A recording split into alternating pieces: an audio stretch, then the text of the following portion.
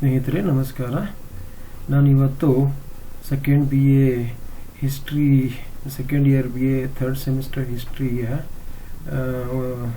Constitutional development in India ಆ ವಿಚಾರವಾಗಿ ಚರ್ಚೆ ಪ್ರಾರಂಭ ಮಾಡ್ತೀನಿ. ಸೊ ಫಸ್ಟ್ ಆಫ್ ಆಲ್ ನನ್ನ ಟಾಪಿಕ್ ಇರೋದು constitutional development in India under British, ಅದರಲ್ಲೂ ರೆಗ್ಯುಲೇಟಿಂಗ್ ಆ್ಯಕ್ಟ್ 1773. ಸೊ ಸ್ನೇಹಿತರೆ, ಸ್ವಲ್ಪ ನಾವು ಹಿನ್ನೆಲೆಯನ್ನು ಚರ್ಚೆ ಮಾಡಬೇಕಾಗತ್ತೆ. ನಿಮ್ಗೆ ಗೊತ್ತಿರೋ ಮಟ್ಟಿಗೆ ಸಂವಿಧಾನ ಅನ್ನೋದು ಅದು ಅತ್ಯಂತ ಪ್ರಮುಖವಾದ ಅಂಶ ಆಗಿದೆ. ಆಧುನಿಕ ಪ್ರಪಂಚದಲ್ಲಿ ಯಾವುದೇ ಒಂದು ದೇಶದ ಬಗ್ಗೆ ಊಹೆ ಮಾಡುವಾಗ ಅಲ್ಲಿ ಒಂದು ಬೇಸಿಕ್ ಆಗಿ ಸಿಗೋದು ಸಂವಿಧಾನ. So when you think about any modern country or nation state system, so very first thing which we come to our mind is that constitution. So how this particular constitution developed in India, that we need to understand. So in this lesson we are going to discuss about how this constitutional development started in India. About this thing we are going to learn.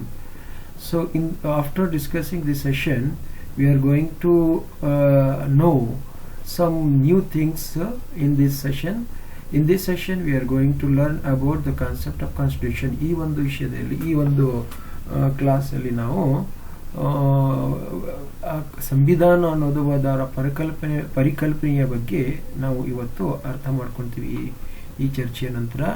ಇನ್ನೊಂದು ವಿಷಯ ನಾವು ಅರ್ಥ ಮಾಡ್ಕೊಳ್ಳೋದೇನಂತ ಹೇಳಿದ್ರೆ, one more thing we can understand after this discussion is we are going to understand the different stages of evolution of constitution. ಅಂದರೆ ಯಾವುದೇ ಒಂದು ಬೆಳವಣಿಗೆ ಏಕಾಏಕಿ ಆಗಲ್ಲ. ಅದಕ್ಕೊಂದು ಏನಿರುತ್ತೆ, ಪ್ರೋಸೆಸ್ ಇರುತ್ತೆ, ಅದಕ್ಕೊಂದು ಎವಲ್ಯೂಷನ್ ಇರುತ್ತೆ. ಸಂವಿಧಾನನೂ ಕೂಡ ಯಾವ ರೀತಿ ಪ್ರಪಂಚದಲ್ಲಿ ಬೆಳೀತು ಮತ್ತು ನಮ್ಮ ಭಾರತದಲ್ಲಿ ಬೆಳೀತು ಆ ವಿಷಯದ ಬಗ್ಗೆ ನಾವು ಚರ್ಚೆ ಮಾಡೋಣ. ಮೂರನೇ ಅಂಶ ನಾವು ಇಲ್ಲಿ ಈ ಒಂದು ಚರ್ಚೆಯಿಂದ ಅರ್ಥ ಮಾಡ್ಕೊಳ್ಳೋದೇನೆಂದರೆ, ನಮ್ಮ ಭಾರತದ ಸಂವಿಧಾನ ಮತ್ತು ಇಡೀ ಬೇರೆ ದೇಶಗಳ ಸಂವಿಧಾನದ ಮಧ್ಯೆ, ಅಂದರೆ ಬೇರೆ 194 ದೇಶಗಳು ಏನಿದೆಲ್ಲ ಆ ದೇಶಗಳ ಸಂವಿಧಾನದಲ್ಲಿ ನಮ್ಮಲ್ಲಿ ಏನು ವ್ಯತ್ಯಾಸಗಳಿರುತ್ತೆ ಈ ವಿಷಯ ಕುರಿತು ಕೂಡ ನಾವು ಈ ಒಂದು ಚರ್ಚೆ ನಂತರ ಅರ್ಥ ಮಾಡ್ಕೋಬಹುದು. ಸೊ ಪ್ರಮುಖವಾಗಿ ನನ್ನ ಉದ್ದೇಶ ಏನಪ್ಪ ಅಂತ ಹೇಳಿದ್ರೆ, ನಮ್ಮ ಭಾರತದಲ್ಲಿ ಬ್ರಿಟಿಷರ ಆಗಮನದ ನಂತರ ನಮ್ಮ ಭಾರತದಲ್ಲಿ ಯಾವ ರೀತಿ ಸಂವಿಧಾನಿಕ ಬೆಳವಣಿಗೆಯನ್ನು ಆಯಿತು ಅಂತ ಆ ವಿಚಾರವಾಗಿ ನಾವು ಚರ್ಚೆ ಮಾಡಬೇಕಾಗಿದೆ.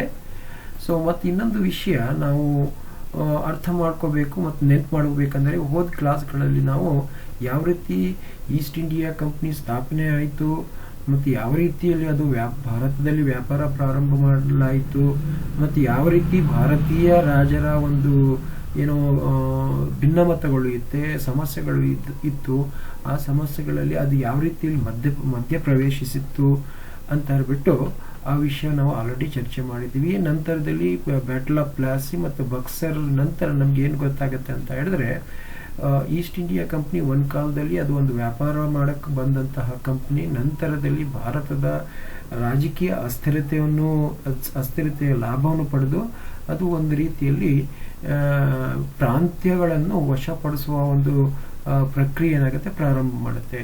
So in last class we able to understand about how the East India Company was formed and how it entered into the business activities of India, and later on, and beside this thing, so in the last classes we also know about how after the Battle of Plassey and Buxar and the Carnatic battles, so East India Company, which was a commercial company, later on entered into the political activities of India. And later on, as you know that in 1765, when the Allahabad treaty was signed between Shah Alam II and East India Company became a ruling power in India.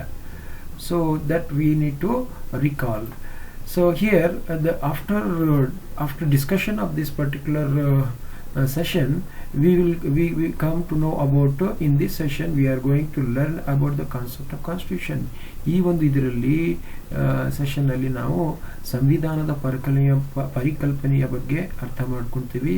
V are going to understand the different stages of evolution of constitution. ಇನ್ನೊಂದು ವಿಷಯ ನಾವು ಈ ಒಂದು ಚರ್ಚೆಯಿಂದ ಗೊತ್ತಾಗೋದೇನಂತ ಹೇಳಿದ್ರೆ, ಯಾವ ರೀತಿ ಸಂವಿಧಾನದ ಬೆಳವಣಿಗೆ ಪ್ರಾರಂಭದಿಂದ ಆಯಿತು ಅಂತ ಹೇಳ್ಬಿಟ್ಟು ಅದು ವಿಷಯನೂ ಕೂಡ ಸ್ವಲ್ಪ ಮಟ್ಟಿಗೆ ನಾವು ಅರ್ಥ ಮಾಡ್ಕೋಬೋದು. ಮತ್ತು ಇನ್ನೊಂದು ಏನಪ್ಪ ಅಂದರೆ, we are going to differentiate between the constitution of India and other countries. ಮತ್ತು ಇನ್ನೊಂದು ವಿಷಯ ನಮಗೆ ಅರ್ಥ ಆಗೋದೇನಪ್ಪ ಅಂತ ಹೇಳಿದ್ರೆ, ಭಾರತದ ಸಂವಿಧಾನ ಮತ್ತು ಬೇರೆ ದೇಶಗಳ ಸಂವಿಧಾನದಲ್ಲಿ ಏನಪ್ಪ ವ್ಯತ್ಯಾಸಗಳು ಇದೆ ಅಂತ ಹೇಳ್ಬಿಟ್ಟು ಆ ವಿಷಯ ಕೂಡ ನಾವು ಅರ್ಥ ಮಾಡ್ಕೋಬೋದು. ಸೊ ನೆಕ್ಸ್ಟ್ ಈ ಒಂದು ಇದರಲ್ಲಿ ನಾವು ಚರ್ಚೆ ಮಾಡೋಕೆ ಹೋಗ್ತಾ ಇರೋದು ಸಂವಿಧಾನ ಮತ್ತು ಭಾರತದಲ್ಲಿ ಸಂವಿಧಾನ ಬೆಳವಣಿಗೆ ಬಗ್ಗೆ ಒಂದು ಪೀಠಿಕೆಯನ್ನು ಅರ್ಥ ಮಾಡ್ಕೊಳ್ತೀವಿ, ಪ್ರಾರಂಭಿಕವಾಗಿ ಚರ್ಚೆ ಮಾಡ್ತೀವಿ. ಅದಾಗಿದ ನಂತರ ಸಂವಿಧಾನದ ಪರಿಕಲ್ಪನೆಯ ಬಗ್ಗೆ ನಾವು ಚರ್ಚೆ ಮಾಡ್ತೀವಿ. ಸೊ ಇಲ್ಲಿ ಒಂದು ಏನಪ್ಪ ಅಂದರೆ ಸಂವಿಧಾನದ ಬಗ್ಗೆ ಮಾತನಾಡುವಾಗ ನಮಗೆ ಗೊತ್ತಾಗೋದು ಏನಪ್ಪ ಅಂತ ಹೇಳಿದ್ರೆ, constitution is a inseparable part of modern nation state system. So ಅಂದರೆ ಆಧುನಿಕ ದೇಶ ವ್ಯವಸ್ಥೆ ಅಥವಾ ರಾಷ್ಟ್ರ ವ್ಯವಸ್ಥೆಯಲ್ಲಿ ಸಂವಿಧಾನ ಅನ್ನೋದು ಅದು ಬೇರ್ಪಡಿಸದೇ ಇರುವಂತಹ ಒಂದು ವ್ಯವಸ್ಥೆ. ಅಂದರೆ ನಾವು ಯಾವತ್ತೂ ಕೂಡ ಒಂದು ದೇಶ ನೋಡುವಾಗ ಸಂವಿಧಾನ ಮತ್ತು ದೇಶ ಒಂದು ಕಡೆ ಇಟ್ಕೊಂಡು ನೋಡಬೇಕಾಗತ್ತೆ. ಇದು ಬರೀ ಭಾರತಕ್ಕೆ ಅಷ್ಟೇ ಅಲ್ಲ, ಇಡೀ ಪ್ರಪಂಚಕ್ಕೆ ಅನ್ವಯವಾಗುವಂತಹ ಅಂಶ. So next, at the present we have 194 UN member countries whom we call sovereign nation. ಮತ್ತು ಇವತ್ತಿನ ಒಂದು ವ್ಯವಸ್ಥೆ ನೋಡುವಾಗ ವಿಶ್ವಸಂಸ್ಥೆಯಲ್ಲಿ 194 ಸದಸ್ಯ ರಾಷ್ಟ್ರಗಳು ಇದೆ. ಆ ಪ್ರತಿಯೊಂದು ಸದಸ್ಯ ರಾಷ್ಟ್ರಗಳಿಗೆ ನಾವು ಸಾರ್ವಭೌಮತ್ವ ದೇಶಗಳು ಅಂತ ಕರಿತೀವಿ. ಸಾರ್ವಭೌಮತ್ವ ದೇಶಗಳು ಯಾಕೆ ಅಂತ ಹೇಳಿದ್ರೆ, ಪ್ರತಿಯೊಂದು ದೇಶದಲ್ಲಿ ಸ್ವತಂತ್ರವಾದ ಸರ್ಕಾರ ಇದೆ. ಆ ಸ್ವತಂತ್ರವಾದ ಸರ್ಕಾರ ಸಂವಿಧಾನ ಆಧಾರವಾಗಿ ಅಲ್ಲಿ ಕೆಲಸ ಕಾರ್ಯಗಳನ್ನು ಮಾಡುತ್ತೆ. ಅದೇ ರೀತಿಯಲ್ಲಿ ನೆಕ್ಸ್ಟ್ ಮೂರನೇ ಅಂಶ ಏನಪ್ಪ ಅಂತ ಹೇಳಿದ್ರೆ, role of constitution in modern days. So ಆಧುನಿಕ ಪ್ರಪಂಚದಲ್ಲಿ ಸಂವಿಧಾನದ ಪಾತ್ರ ಏನು ಅಂತ ಹೇಳ್ಬಿಟ್ಟು ನಾವು ಅರ್ಥ ಮಾಡ್ಕೋಬೇಕಾಗುತ್ತೆ. ಸೊ ಏನಪ್ಪ ಸಂವಿಧಾನ ಅಂದರೆ ಇಲ್ಲಿ ಏನು ಅಂಶಗಳು ಬರುತ್ತೆ ಅಂತ ಅದು ಸ್ವಲ್ಪ ನಾವು ಅರ್ಥ ಮಾಡ್ಕೊಳ್ಳೋಣ. ಸೊ ಇಲ್ಲಿ ನೋಡಿ, 194 ದೇಶಗಳು ಅಂತ ಹೇಳ್ಬಿಟ್ಟು ನಾನು ಆಲ್ರೆಡಿ ನಿಮಗೆ ಹೇಳಿದ್ದೀನಿ. ಪ್ರತಿಯೊಂದು ದೇಶದಲ್ಲಿ ಅವ್ರದ್ದೇ ಆದಂತಹ ಸಂವಿಧಾನ ಇದೆ. ಆ ದೇಶದ ಅನುಗುಣವಾದ ಒಂದು ವ್ಯವಸ್ಥೆ ಅವರವರು ಮಾಡಿಕೊಂಡಿದ್ದಾರೆ. ಸೊ ಸಂವಿಧಾನ ಇಲ್ಲದೆ ದೇಶದ ಪರಿಕಲ್ಪನೆನೇ ಇಲ್ಲ ಅಂತ ನಾವು ಖಂಡಿತವಾಗಿ ಹೇಳಬಹುದು. ನೆಕ್ಸ್ಟ್, ಸೊ ಈ ಸಂವಿಧಾನ ಅನ್ನೋದು ಪರಿಕಲ್ಪನೆ ಹೆಂಗೆ ಬೆಳೀತು? ಇದು ಏಕಾಏಕಿ ಬಂದಂಥ ವ್ಯವಸ್ಥೆನಾ, ಅಥವಾ ಈಗೇನು ನಾವು ವ್ಯವಸ್ಥೆ ನೋಡ್ತೀವಿ, ಯಾವ ರೀತಿಯ ಒಂದು ವ್ಯವಸ್ಥೆ ನೋಡ್ತೀವಿ, ಅದೇ ರೀತಿಯ ಒಂದು ವ್ಯವಸ್ಥೆ ಪ್ರಾಚೀನ ಕಾಲದಲ್ಲಿ ಇತ್ತ ಅಥವಾ ಮಧ್ಯಕಾಲೀನದಲ್ಲಿ ಇತ್ತ? ಸೊ ಅದರ ಬಗ್ಗೆ ನಾವು ಇಷ್ಟು ವಿಷಯಗಳು ಚರ್ಚೆ ಮಾಡೋಣ. ಸೊ ನಮಗೆ ನಮ್ಮ ಭಾರತದ ವಿಚಾರ ಬಂದಾಗ ಅಥವಾ ಈ ಪ್ರಪಂಚದ ವಿಷಯದಿಂದ ನಾವು ಪ್ರಾರಂಭ ಮಾಡಿದ್ರೆ, ಆ ಸಂವಿಧಾನದ ಪರಿಕಲ್ಪನೆ ಪ್ರಾಚೀನ ಕಾಲದಲ್ಲಿ ಆ ಹಮ್ಮುರಬಿಯ ಕೋಡಲ್ಲಿ ಎಲ್ಲೋ ಒಂದು ಕಡೆ ನಮಗೆ ಸಿಗುತ್ತೆ. So when we try to understand constitution from the ancient world point of view, the very first concept about the constitution we can see in the Code of Hammurabi, and later on, so that particular ideology was imitated by the Greeks and the Middle Eastern people.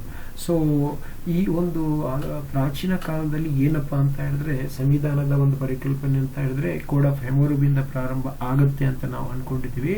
So ನಂತರದಲ್ಲಿ ಇದೇ ರೀತಿಯ ಒಂದು ಸಂವಿಧಾನದ ಪರಿಕಲ್ಪನೆಯನ್ನು, ಸಂವಿಧಾನದ ವ್ಯವಸ್ಥೆಯನ್ನು ಗ್ರೀಕರು ಅನುಸರಿಸ್ತಾರೆ. ನಂತರದಲ್ಲಿ ಮಧ್ಯ ಏಷ್ಯಾದವರು ಅದು ಅನುಸರಿಸ್ತಾರೆ. ಭಾರತದಲ್ಲಿ ಆ ಸಂವಿಧಾನದ ಪರಿಕಲ್ಪನೆ ಇತ್ತ ಅಂತ ಇದು ಒಂದು ಪ್ರಮುಖವಾದ ಅಂಶ. ಭಾರತದಲ್ಲಿ ನಮಗೆ ಸಂವಿಧಾನದ ಪರಿಕಲ್ಪನೆ ಇತ್ತ ಅಥವಾ ಇಲ್ಲ ಅಂತ ದೊಡ್ಡ ಚರ್ಚೆಯ ವಿಷಯವಾಗಿದೆ. ಆದರೆ ನಮ್ಮ ಒಂದು ಚರ್ಚೆಗೋಸ್ಕರ ನಾವು ಏನು ಹೇಳ್ಬೋದು ಅಂದರೆ, ಈ ಏನಪ್ಪ ವೇದಿಕ್ ಸಾಹಿತ್ಯ ಏನಿದೆಯಲ್ಲ ಅದರಲ್ಲಿ ಕೆಲವೊಂದು ಅಂಶಗಳು ಸಾಮಾನ್ಯ ವ್ಯಕ್ತಿ ಅಥವಾ ಸಮಾಜದಲ್ಲಿ ಇರುವಂಥ ವ್ಯಕ್ತಿಗಳ ಜೀವನದ ಕುರಿತು ಅಥವಾ ವ್ಯವಸ್ಥೆಯ ಕುರಿತು, ಸರ್ಕಾರದ ಕುರಿತು ಕೆಲವೊಂದು ಉಲ್ಲೇಖಗಳು ಬರುತ್ತೆ. ಸೊ ಅಲ್ಲಿ ನಾವು ಎಲ್ಲೋ ಒಂದು ಕಡೆ ಏನು ನೋಡ್ಬೋದು ಅಂದರೆ ಸಂವಿಧಾನದ ಪರಿಕಲ್ಪನೆಯಲ್ಲಿ ನೋಡಬಹುದು. ಅದೇ ರೀತಿಯಲ್ಲಿ ನೆಕ್ಸ್ಟ್ ಮೌರ್ಯರ ಕಾಲದಲ್ಲಿ ಕೌಟಿಲ್ಯನ ಅರ್ಥಶಾಸ್ತ್ರ ರೂಪದಲ್ಲಿ ನಾವು ಒಂದು ಸಂವಿಧಾನದ ಪರಿಕಲ್ಪನೆಯನ್ನು ನೋಡ್ತೀವಿ. So when we try to understand the concept of constitution from the ancient Indian point of view, the very first idea which we get is in the Vedic literature. So why means here in the Vedic literature we get reference about the day-to-day life and how the state or the administration used to control, or religion used to control the day-to-day activities of man. So somewhere it is related to the common man's day-to-day life. So when we come to the Mauryan Empire period, we get the reference about the Kautilya's Arthashastra. Somewhere that is that books relates to the legal aspect of that particular empire. When we come to the medieval Indian history, so in medieval India, as you know, that the Muslims dominate the political arena of entire India.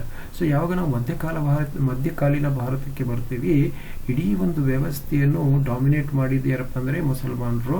So ಎಲ್ಲೋ ಒಂದು ಕಡೆ ಅವರು ಖುರಾನಿನ ಒಂದು ಸಿದ್ಧಾಂತಗಳು ಮತ್ತು ಏನು Islamic ಲಾ ಏನಿದೆಯಲ್ಲ ಅದು ಇಲ್ಲಿ ಡಾಮಿನೇಟ್ ಇರುತ್ತೆ.